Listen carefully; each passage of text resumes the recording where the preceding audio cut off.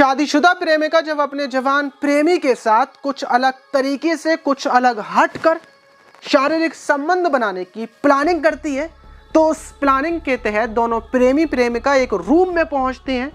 प्रेमी को कुर्सी पर बिठाया जाता है, उसके हाथों को पैरों को रस्सी से बांध दिया जाता है और उसके बाद शारीरिक संबंध बनाए जाते हैं। लेकिन उसी बीच कुछ ऐसी घटना घटती है जिसमें प्रेमी की तड़पते तड़पते जान चली जाती है। पुलिस आती है, प्रेमिका को गिरफ्तार कर लेती है, लेकिन कुछ ही देर के बाद प्रेमिका को आज़ाद कर दिया जाता है।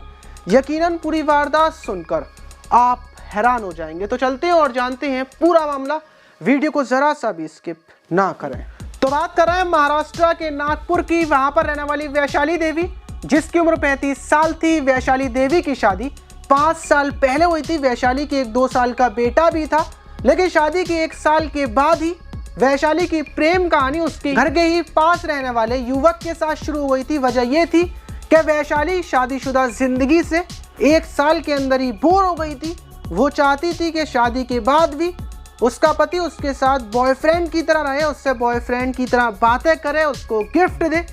लेकिन शादी के बाद ऐसा कुछ होता नहीं है और यही वजह थी कि उसने अपना बॉयफ्रेंड बना लिया था और उसी के साथ वो ये सारी चीज़ें करती थी। वो उसके साथ रेस्टोरेंट जाती थी, उसके साथ पूरे दिन फ़ोन कॉल पर बात करती थी और जब उसका मन होता था तो वो अपने बॉयफ्रेंड को अपने घर पर बुलाकर उसके साथ संबंध बनाती और उसके साथ होटल भी जाती। सब कुछ ऐसे ही 4 सालों से चलता हुआ आ रहा था। पति को कानों कान खबर नहीं थी। उसकी मेन वजह ये भी थी कि पति पूरे दिन काम पर रहा करता था। शाम को थका आ रहा वो अपने घर पर आता और सो जाता। वहीं नया साल आने वाला था। सब लोग अलग अलग तैयारियों में लगे हुए थे कि नया साल आएगा, हम कुछ अलग तरीके से अपने प्रेमी को, अपने बॉयफ्रेंड को गिफ्ट देंगे, उनके साथ कुछ अलग तरीके से सेलिब्रेट करेंगे। वहीं वैशाली भी अपने प्रेमी के साथ कुछ प्लानिंग कर रही थी। वो प्लानिंग कर रही थी कि इस बार हम लोग कुछ अलग तरीके से, कुछ अलग जगह पर मिलेंगे और एक दूसरे को प्यार भी कुछ अलग तरीके से करेंगे। दोनों की प्लानिंग हो चुकी थी। नया साल आता है, एक दूसरे को विश करते हैं और दोनों प्लानिंग के तहत 4 जनवरी को नागपुर के खापर खेड़ा में एक लॉज में एक रूम लेते हैं और दोनों वहां पर पहुंचते हैं।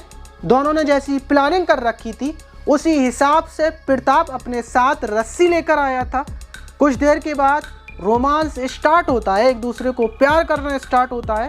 वहीं वैशाली अपने प्रेमी को कुर्सी पर बिठा देती है और उसके हाथों को पैरों को रस्सी से बांध देती है। कुर्सी पर दोनों संबंध बनाते हैं और उसके बाद वैशाली वॉशरूम चली जाती है।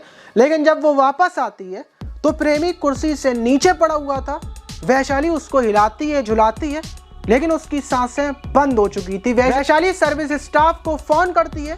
सर्विस स्टाफ आता है, लेकिन जब प्रताप को देखा जाता है तो उसकी जान जा चुकी थी। वहीं पुलिस को फ़ोन किया जाता है। पुलिस आती है। पुलिस वैशाली से पूछताछ करती है, पूरे स्टाफ से पूछताछ करती है, एक इंसान से पूछताछ करती है, फ़ोन की कॉल डिटेल्स चेक करती है। तो पुलिस को पता चलता है कि दोनों ही यहाँ पर सहमति से आए थे। लेकिन जब पोस्टमार्टम रिपोर्ट आती है तो पता चलता है प्रताप के गले में और हाथों पर रस्सी बंधी हुई थी। जब वैशाली वॉशरूम गई थी तो प्रताप ने थोड़ी सी हिलने डुलने की कोशिश की थी और उसकी कुर्सी गिर जाती है और उसी रस्सी का फंदा लगकर प्रताप की सांस रुक जाती है। वहीं पुलिस इसको दुर्घटना मानकर वैशाली को छोड़ देती है। लेकिन बड़ा सवाल, क्या वैशाली को छोड़ना चाहिए था या फिर नहीं, या फिर उसको सज़ा मिलनी चाहिए थी? आपकी क्या राय है?